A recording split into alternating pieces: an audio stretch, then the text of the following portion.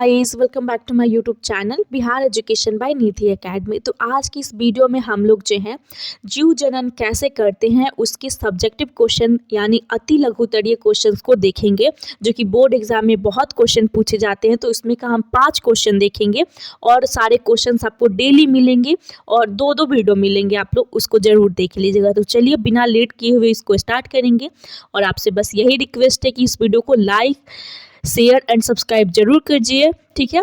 और बहुत ज़्यादा शेयर कीजिए, ठीक है, कि बहुत बच्चों तक जाए और उनको ज़रूर बोलेगा कि सब्सक्राइब करें और बेल आइकन को भी ज़रूर प्रेस कर दीजिएगा, ताकि जब भी मैं वीडियो अपलोड करूँ उसका नोटिफिकेशन जो है सबसे पहले आपको जाए। तो चलिए इम्पॉर्टेंट क्वेश्चन है उसको देख लेते हैं। पहला क्वेश्चन है हमारा, लैंगिक जनन की मुख्य विशेषता क्या है। ये बहुत इंपॉर्टेंट है।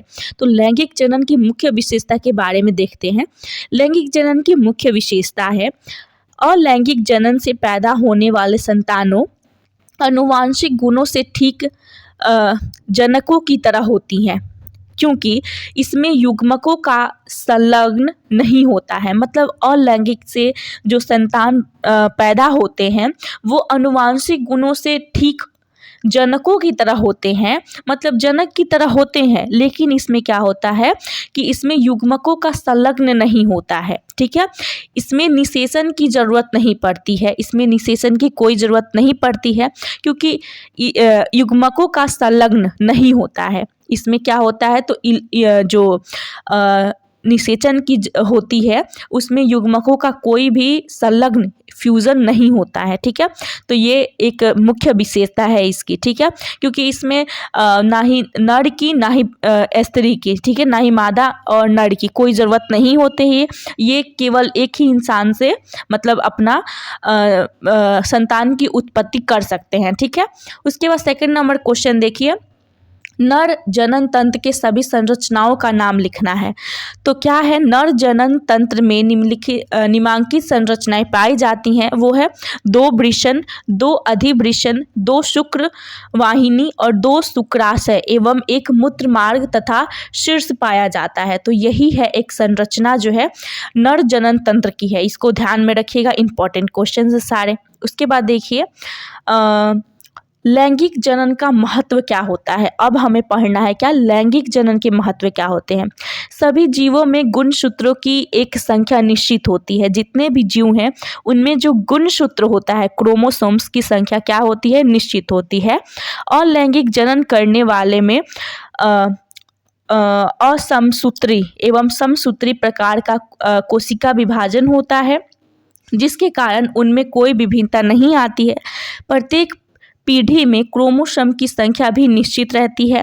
लैंगिक जनन करने वाले अर्धसूत्री कोशिकाओं का विभाजन होता है, जिससे क्या होता है कि उसमें भिन्नता आ जाती है और यही पीढ़ी दर पीढ़ी बढ़ती जाती है। तो यही कह सकते हैं इसका महत्व है, लैंगिक जनन का महत्व होता है, ठीक है। तो आप लोग के पास अगर आप लोग का टाइप का आंसर हो तो वो अपने ढंग से भी इसको लिख सकते हैं। ज़रूरी नहीं है कि आप लोग अभी मेन टाइम आया है एग्ज़ाम का तो आप लोग यही क्वेश्चंस को रटें, ठीक है। आप लोग जैसे पढ़े हैं, जैसे आपके क्लासेस में पढ़ाई हुए हैं, वैसे भी इसका आंसर दे सकते हैं। बस ध्यान क्या रखना है कि इम्पॉर्टेंट क्वेश्चन क्या है, ठीक है। उसके बाद देखिए 4th नंबर क्वेश्चन है कि पौधों में लैंगिक जनन कैसे होता है।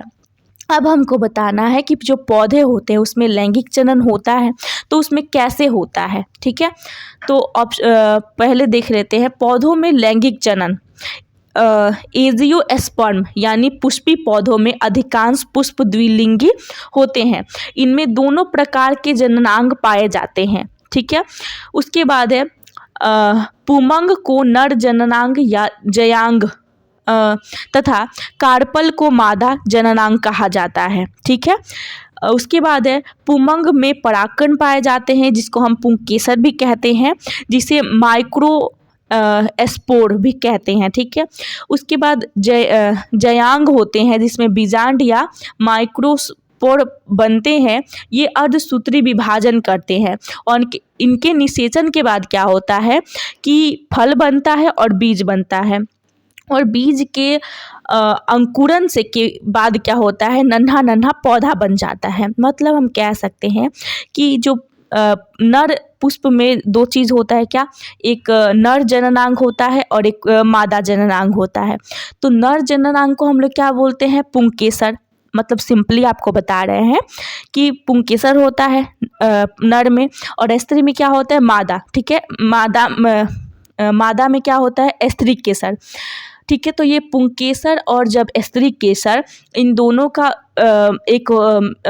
मतलब मिलते हैं तो उससे क्या बोलता है, अंडाशय अंडाणु बनते हैं, और वही अंडाणु बाद में क्या, एक फल का रूप लेता है। ठीक है, पौधों में जो है जो अंडाशय होता है वही हमारा फल या बीज का रूप ले लेता है, और वही बीज जब अंकुरन होता है तो उसके बाद हमारा नन्हा नन्हा पौधा बन जाता है। ठीक है, तो यही था हमारा क्या था, पौधों में जो लैंगिक जनन होता है उसके बारे में। ठीक है, ऐसे आप अपने से भी लिख सकते हैं इसको। ठीक है, उसके बाद 5th नंबर क्वेश्चन देखिए, शुक्र जनन नलिकाएं के बारे में। प्रत्येक वृषण में 900 शुक्र जनन नलिकाएं होती हैं जिसके अंदर शुक्राणु का निर्माण होता है। नर्स कोशिकाएं शुक्र को पोषण प्रदान करती हैं। ठीक है, तो यही हमारा क्या है, शुक्र जनन नलिका के बारे में है। तो इसमें से जो ऊपर 4-5 क्वेश्चंस थी ये बहुत इंपॉर्टेंट है, एकदम आपको ध्यान रख लेना है।